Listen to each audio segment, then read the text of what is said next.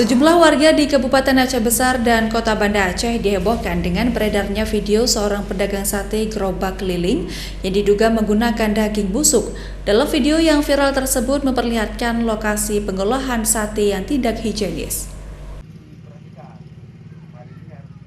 Inilah rekaman video amatir yang diambil di rumah pelaku penjual sate keliling yang diduga menggunakan daging busuk di Desa Cotpaya, Kecamatan Baitusalam, Kabupaten Aceh Besar. Video ini viral dengan cepat di sejumlah jejaring media sosial dan ditanggapi pro dan kontra oleh netizen. Mendapat laporan dari warga, personil Polsek Baitusalam beserta muspika setempat langsung mendatangi rumah pelaku. Di lokasi, petugas menemukan bau tak sedap yang berasal dari bahan daging yang ada di lokasi pembuatan sate bakar. Lokasi pengolahan sate ini terlihat tidak higienis dan beberapa bagian ditemukan belatung. Kamis, tepatnya tadi sekitar jam 10 dari Kanit Res saya mendapat laporan dari masyarakat tentang ada masyarakat yang menjual daging ayam sate busuk.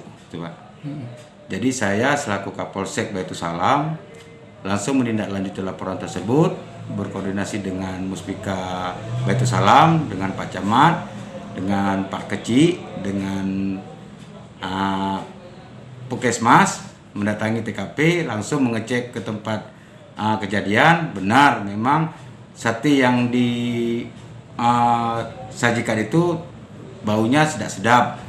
Tapi bukan berarti bagus tapi tidak sedap karena belum dibakar gitu Pak ya. Tapi namun demikian, oleh karena tindakan kepolisian, kita tidak boleh juga melakukan tindakan di luar batas dulu Pak. Karena mengingat kondisi sekarang ini kan lagi kita tanya masalah COVID Pak. Untuk barang bukti bahan dasar daging yang digunakan untuk membuat sate langsung dimusnahkan di rumah pelaku.